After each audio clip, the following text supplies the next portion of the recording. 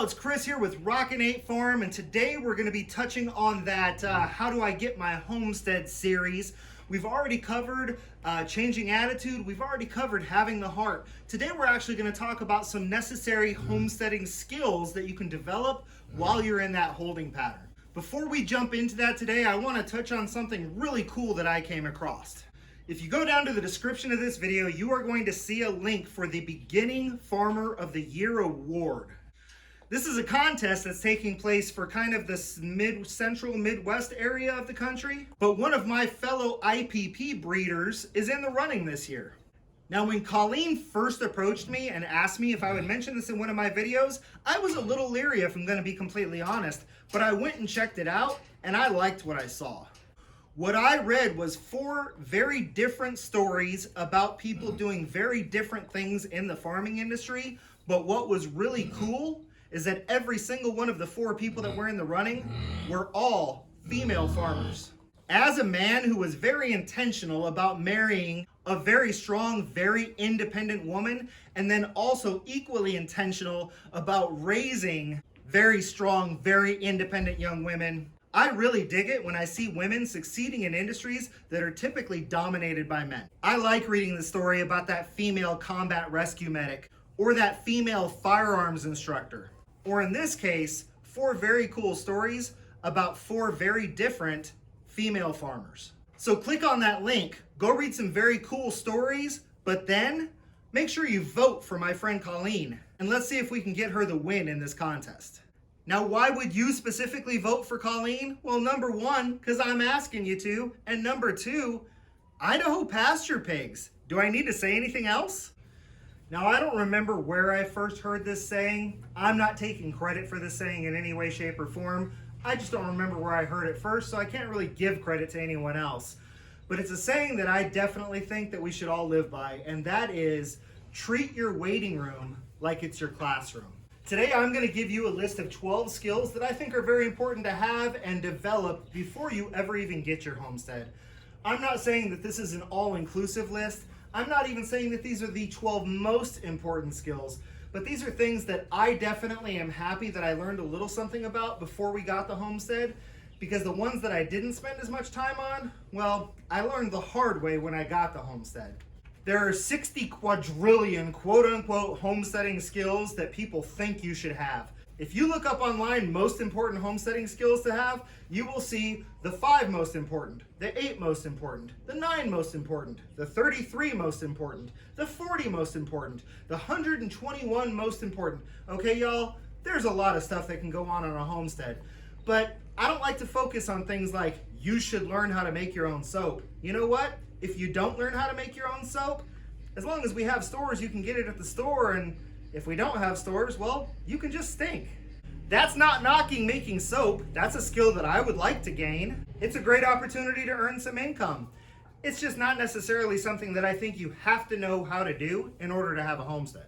The first homesteading skill that I'm going to suggest you learn before you get to your homestead is gardening. The reason you want to start thinking about gardening is because there is a lot to learn. Keep in mind, we don't know where we're going to live yet. You might be moving to another state.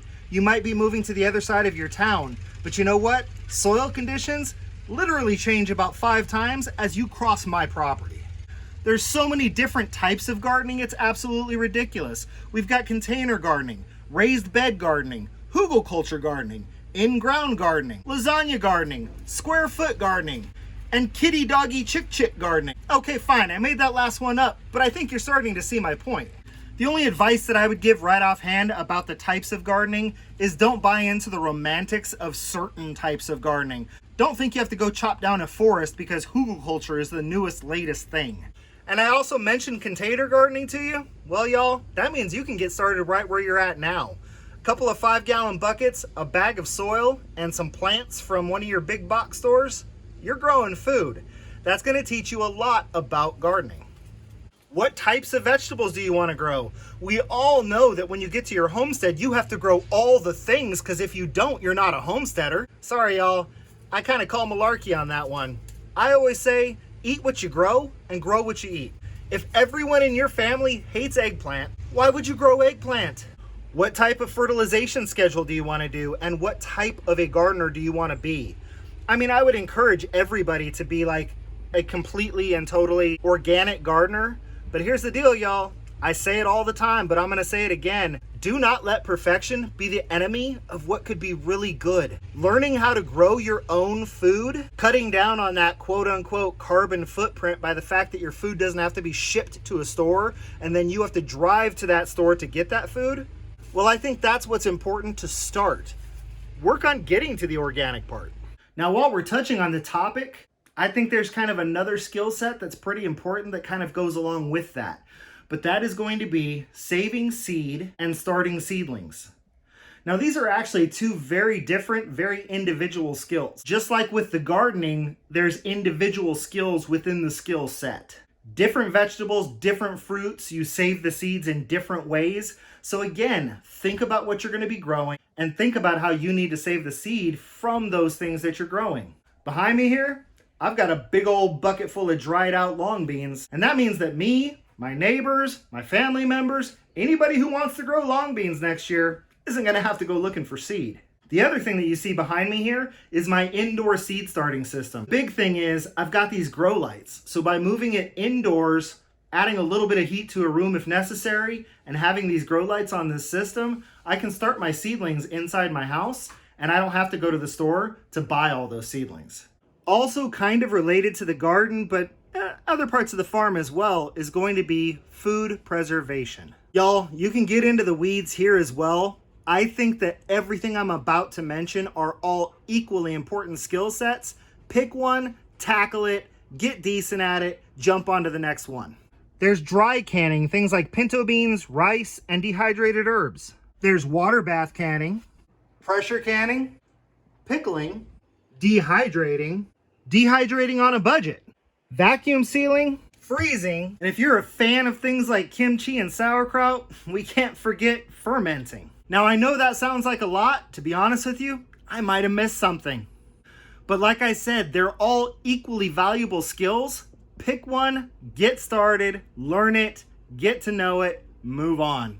Another skill I think is worthy of learning is the planting, care, and maintenance of trees. Now, why is this so important? Y'all, I am a big fan of trees. Trees give us a lot of really cool things. Trees can give us food in the form of fruits and nuts. Certain trees can give us medicine. Trees give us yummy stuff like maple syrup. Some trees create fodder that our livestock can eat. Trees create shade, which can create microclimates on your property and allow things to grow that maybe couldn't grow if they were just out in the wide open. Trees also create habitat for both wild animals and, like, my guineas.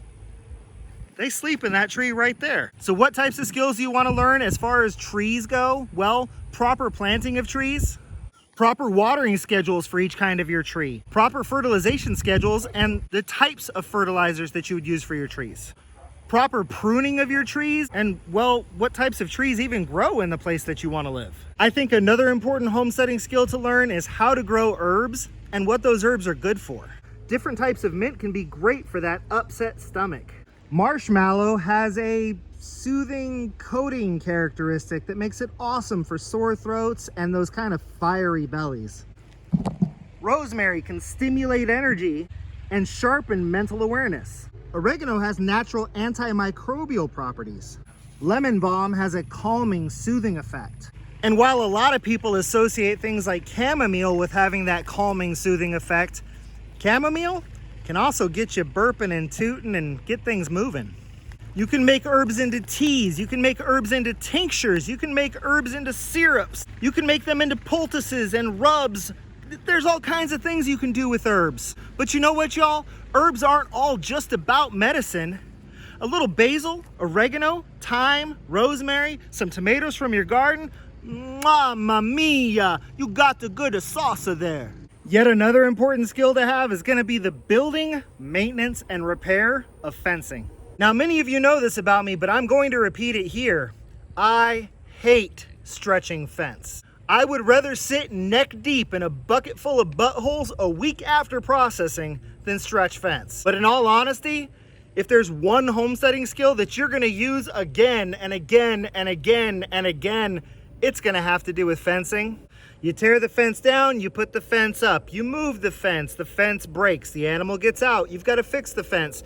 I'm telling y'all, fencing, important skill to have. How about building with repurposed materials? It wasn't that long ago that I did an entire video on pallets being a homesteader's best friend. My pig water is built out of pallets. My pig huts are built out of pallets. I've done all kinds of crazy stuff with pallets. But y'all, it's not just about pallets. I repurposed the really good boards off of the tops of these horse stalls to replace the rotten boards at the bottom of these horse stalls to create pig stalls. We don't need 5-foot tall fence rails when we're dealing with pigs. I repurposed these drums that I knew were clean and safe to hold my animal feed. I repurposed too short to do anything else with scraps of lumber to make little cages that I can take birds to auction in. I just built an entire 2-tier patio out of bricks that were found laying around my property.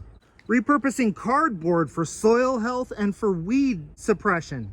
An old busted dog kennel, by the time I cut it in half and splice it all back together, it's gonna be a small aviary for me. I see hose repair. I see tire swings. I see wheels for a chickshaw. I see materials for a 2-scale replica of Super Mario Brothers. Y'all, there is no such thing as trash, and if you think you have trash, I'll take it. It's treasure. Many of you may end up heating your homesteads with firewood, so learning how to recognize what makes good firewood and what doesn't make good firewood, as well as how to harvest it, how to dry it, and how to use the tools to harvest it, these are all going to be an important skill set.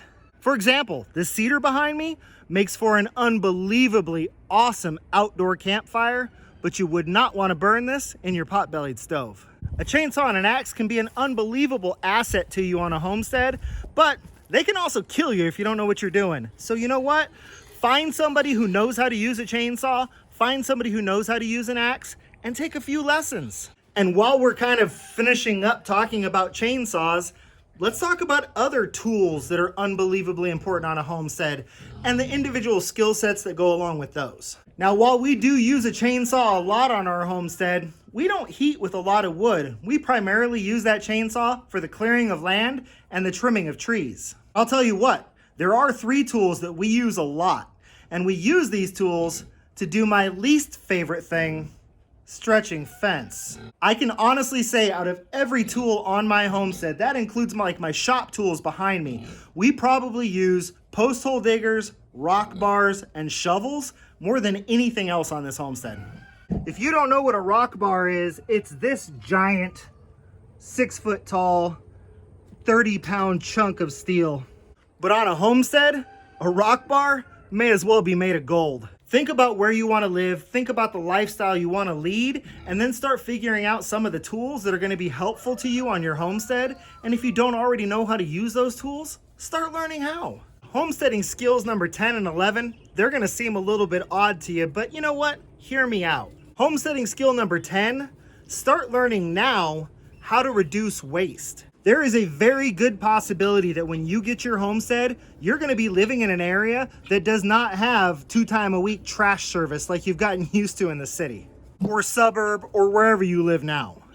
There is an equally good chance that in order to dispose of your waste, you're going to have to throw it all in the back of the truck and drive 25 miles to the nearest landfill. So learning now how to reduce your waste can minimize those trips, minimize the amount of garbage that you have to store, and minimize the pest and rodent problems that can often be associated with trash. Minimizing your waste could be as simple as source reduction. Maybe I'm gonna stop buying water in plastic bottles and get used to not having water in plastic bottles so that I don't have plastic bottles to get rid of. But waste minimization also might mean just finding another purpose for those plastic bottles. For example, I have a friend down in South Texas that uses those plastic bottles filled with dirt to propagate his fruit trees so he can plant more fruit trees. Reducing waste might be learning how to compost. We use our tin cans as feeders and waterers until they won't hold water anymore, and then they go to the recycling center so I can get a little cash for them. Skill number 11 is gonna have to be basic first aid, because y'all, it's important. I promise y'all, if you live on a homestead, you are going to get a deep scratch from chicken wire. You are going to cut your hand on roofing metal. You are going to drop something really, really heavy on your foot just north of that steel toe. You are going to fall off of a ladder. You are going to smack your head. You are going to step in a hole and break your ankle. Right, Colleen? Oops. Too soon? Bottom line, y'all, if you live on a homestead, you're gonna get beat up, banged up, and cut up. It's a good idea to know how to do some basic first aid to fix a few of these things. And that brings us to our last topic, y'all, animal husbandry. You can learn a lot just by reading books. And once you get an idea of what kinds of animals you want, why you want them, and some basic information on those animals to see if they're a good fit, well, then you can start finding people who have those animals and really start getting an education. You want goats? Why do you want goats? Do you want them for meat or do you want them for milk? Or do you want them because you do not value your sanity at all? I never had pigs on my radar, but here we are. But I'll tell you what, a lot of people don't know this. I researched multiple different types of pig breeds for 2.5 years before I got to a place somewhere in there where I was leaning towards the IPPs. Then I started studying Idaho pasture pigs specifically for at least another year before I ever joined the IPP Facebook group where I really started getting an education. I was on that group for several months before I ever talked to a breeder for the first time, and I visited that breeder's farm 3 times before we ever talked about me bringing my first 2 feeder pigs home. Y'all, research, because you need to know why you're getting the animal and if the animal is really going to work for you. Once you figure out which animals, and once you figure out why those animals, and once you figure out what you're going to use those animals for, well, now we need to look at the other skills. Figuring out housing, figuring out feed. Can they forage? Can you provide tree fodder? Some of the other skills that we started talking about are all going to start rolling back into each other here. These are all the questions and then associated skills that kind of encompass the totality of what we call animal husbandry. The next video in this particular series is going to be focusing on what to look for in your land. Don't forget that your waiting room should be your classroom. And until I see y'all again, be happy and live healthy.